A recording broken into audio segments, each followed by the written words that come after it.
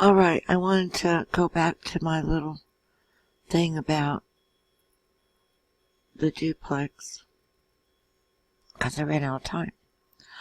So I have to do the duplex too. And sorry about that. I know I go back and forth, jump back and forth. Sorry. I'm going to shut this. I should have had this shut anyway. Alright, I'm backing up a little bit to where the landlord divided the house into 2 rentals. It wasn't just bookcases in the door. There was like a board between the bookcases that were on both sides. So, I mean, you couldn't just look through. I'm kind of thinking maybe that gave the impression earlier that it was only bookcases in between that, oh, peekaboo, hello. And that wasn't the case. But I was kind of frightened the way my son was picking up on what all was going on there. Well, we'll know her as Blondie for a while now. She came to me crying one day. For some reason, her boyfriend got rough. It didn't happen at first, but a little further down the line it did. And I would hear her being thrown up against the wall.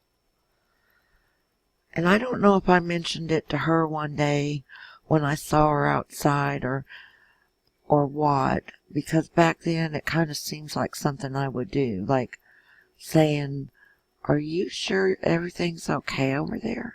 You know, not really trying to pry, but just to check. And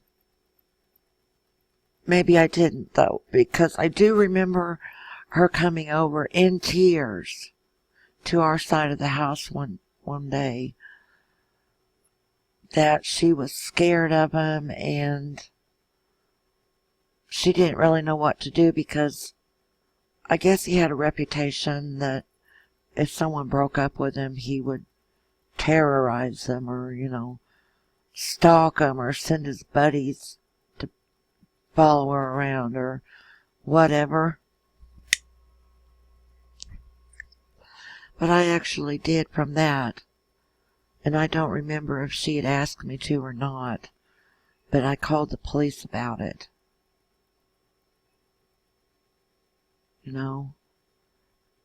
And told them what I had heard going on. I thought that was only fair. So, that's what I did. Then, I don't know if she had copped an attitude and made the report on me, because I know for a long time I thought it was my old home ec teacher who lived in this really big nice house next door. Okay? And we didn't really get along. I was kind of a snipe back then when I was 16 and, mouthed off sometimes. And a lot of us did. Some didn't. She was one of the only teachers I really copped a toot about, because she seemed to single me out at times.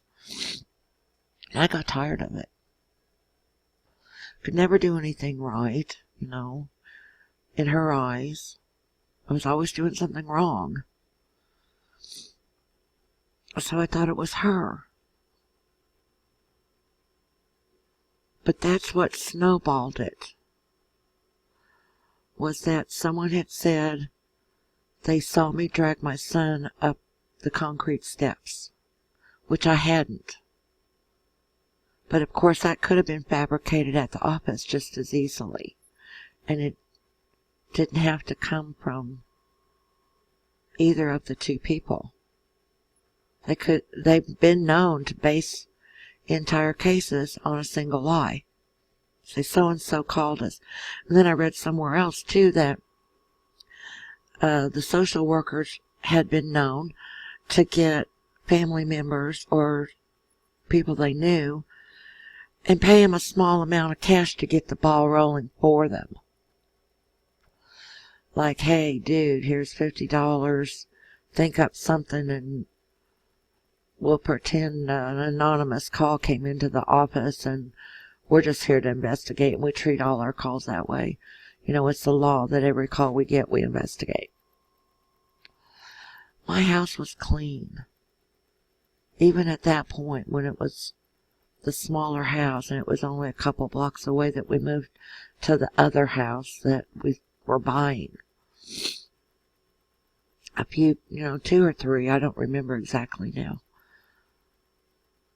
The messiest part was when Bradley got in the printer toner. We had an old printer that we used to print off stuff for the group when we held the offices in the 12-step programs, and printed off flyers, other info, whatever, for the group. And man, that old black toner was everywhere. In that little kitchen, we kept that printer in out of the way, because we didn't use that kitchen really, except for maybe had a coffee pot sitting over there so we didn't have to go clear around the other side of the house. But like I said earlier in the other video, we had rented out both sides after she was gone, just so we didn't have to live like we were living, waiting for the hot water tank to always heat up, and stuff in the stool that wasn't supposed to be there, and people hitting the walls from fighting, and my son mimicking whatever came out of their mouth, came out of his mouth. It just wasn't a life. So we must have been out walking one day and noticed the for sale sign at that old house we ended up buying. 170-plus-year-old thing. Needed a lot of TLC. But it wasn't costing us like the one we were in did. Okay? They worked with us so that they put the $1,000 down spread out over, I believe it was 10 months. So even at that point, we were still saving about half of what we were spending on rent for something we weren't ever going to own. So, I mean, that's how we looked at it. We could try it this way, spend less, eventually own it, instead of sinking our rental payments into the pocket of someone else, which, think about it, it's a bummer. And until the house was paid off, the taxes were paid, and the insurance. So we didn't have that on our back either for a great many years, until I paid it off after my mom died, and Dad and my sister and I had split what was in her checking account. And I had enough to pay off the house, which was about $5,000 left on it. And my star card, military star card, that was also about $5,000. Because I'd get bored, and after 95 and all our stuff happened, I'd take off up to the base and shop. Bring all kinds of stuff home, whether I really needed it or not.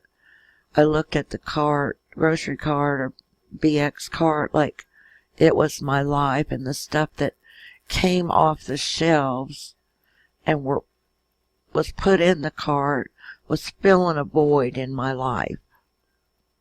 So after I figured that out, I kind of nipped the shopping trips in the bud a great deal. So it's just a matter of getting a handle on it, which I probably never really did. But So this other person, Blondie, as I said we would refer to her for a while, as her name was also Karen, which is John's daughter's name.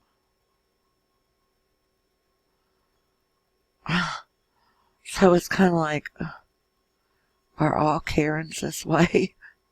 No offense, Karens that aren't, but if you're Karen and have a mean streak, please quit having a mean streak. I have no mean streak. I only get defensive when I feel I'm pressured to do so. And even then, sometimes I've bitten back so hard I get tears in my eyes.